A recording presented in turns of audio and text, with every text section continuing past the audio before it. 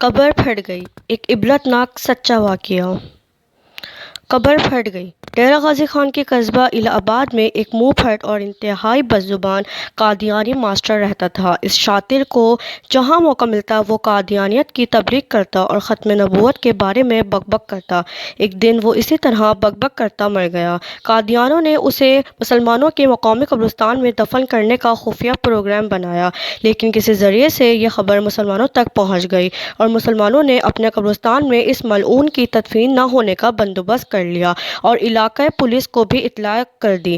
قادیانی خوفزدہ ہو گئے اور انہوں نے مجبوراً اس کو اس کی اپنی زمین میں دفن کر دیا۔ تدفین کے بعد قبر میں زبردست آگ لگ گئی اور یہ کیفیت 3 دن تک مقامی لوگ دیکھتے رہے۔ آخر کار قبر پھٹ گئی اور وہاں ایک بہت بڑا گڑھا بن گیا۔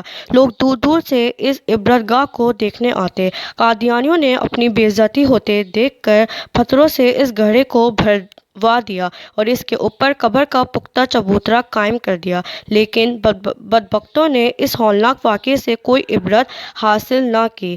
جرمنی میں پاکستان سے گئی ہوئی ایک تبلیغی جماعت اپنی تبلیغی گشت میں مصروف تھی۔ شام ہونے کو تھی۔ جماعت نے مغرب کی نماز راستے میں آنے والی ایک مسجد میں پڑھی اور رات وہیں بسر کرنے کا ارادہ کیا۔ عشاء کی نماز ادا کرنے کے بعد مسجد کے امام سے جماعت کی گفتگو ہوئی اور امام مسجد سے وقت کا مطالبہ کیا۔ امام مسجد نے جماعت کے ساتھ 3 دن چلنے کا وعدہ کیا۔ صبح ہوئی تو پتہ چلا کہ مذکورہ مسجد تو قادیانی عبادت گاہ ہے اور امام مسجد اس علاقے کی قادیانی جماعت کا سربراہ ہے۔ جب امام مسجد کو اس بات کا پتہ چلا تو اس نے جماعت کے امیر سے کہا کہ اگرچہ میں قادیانی ہوں لیکن میں دین کی باتیں سیکھنے کے لیے آپ کے ساتھ چلوں گا۔ چنانچہ وہ جماعت کے ساتھ 3 دن کے لیے اسی وقت روانہ ہو گیا۔ اسے گھر سے نکلے یہ پہلی رات تھی کہ اسے خواب آیا۔ خواب میں اس نے دیکھا کہ سرور دو عالم حضرت محمد صلی اللہ علیہ وآلہ وسلم تشریف فرما رہے ہیں اور ساتھ حضرت ابوبکر صدیق رضی اللہ تعالیٰ عنہ اور حضرت عمر فاروق رضی اللہ تعالیٰ عنہ بھی بیٹھے ہوئے ہیں اور کچھ فاصلے پر ایک تحریر زنجیر سے بندھا ہوا ہے۔ حضور صلی اللہ علیہ وآلہ وسلم اس قادیانی سے مخاطب ہو کر کہتے ہیں، تم اس خنزیر کے پاس تو جاتے ہو، ہمارے پاس کیوں نہیں آتے؟ خواب نے اسے ہلا کر رکھ دیا لیکن اس نے کسی سے ذکر نہ کیا۔ اگلی رات سویا تو پھر یہی خواب دیکھا لیکن اس نے خواب کے بارے میں کسی سے کوئی بات نہ کی۔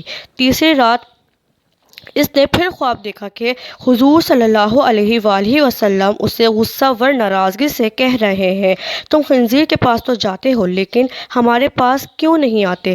رات بھر وہ چین سے نہ سو سکا۔ صبح ہوئی تو وہ سر جھکائے جماعت کے امیر کی خدمت میں حاضر ہوا۔ ماتھے پر ندامت کا پسینہ تھا اور آنکھوں سے آنسوؤں کی جھڑی لگی ہوئی تھی۔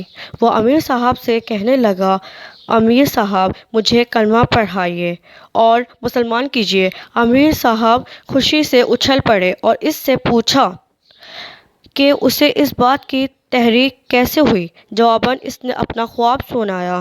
سب پر کیف و مستی کی کیفیت طاری ہو گئی اور مبارک مبارک کی صدائیں بلند ہونے لگیں۔ وہ نو مسلم ہاتھ باندھ کے جماعت کے امیر سے درخواست کرنے لگا کہ میں اپنے گھر میں آپ کی دعوت کرنا چاہتا ہوں۔ امیر صاحب نے ساتھیوں سے مشورہ کیا۔ مشورہ کرنے کے بعد اس کے دلجوئی کے لیے دعوت قبول کر لی۔ جب جماعت اس کے گھر پہنچی تو انہیں سخت حیرانی ہوئی کہ اس کا بہت بڑا ڈرائنگ روم قادیانیوں سے بھرا ہوا تھا۔ نو مسلم جماعت کے امیر سے کہنے لگا، میں نے اپنا مبارک خواب ان سب کو سنایا تھا اور اب یہ سب کلمہ پڑھ کر مسلمان ہونا چاہتے ہیں۔ تبلیغی جماعت اللہ کا شکر ادا کر رہی تھی اور ہر سابق قادیانی بھی اسلام قبول کر کے اللہ کا شکر ادا کر رہا تھا۔ سبحان اللہ۔ نوٹ: راکم کو یہ واقعہ عالمی مجالس تحفظ ختم نبوت کے مبلغ مولانا عبداللطیف ایثار صاحب نے سنایا اور انہیں یہ واقعہ مسلم کالونی ربوہ کی مسجد میں ٹھہری ہوئی تبلیغی جماعت کے ایک شخص نے سنایا جو جرمنی گئی ہوئی جماعت میں شامل تھا۔ سبحان اللہ۔ ایسے ہی اچھے سے اچھے واقعات سننے کے لیے میرا چینل لازمی سبسکرائب کریں، لائک کریں، بیل آئیکن کو لازمی پریس کریں اور چینل لازمی سبسکرائب کریں۔ شکریہ۔ اللہ حافظ۔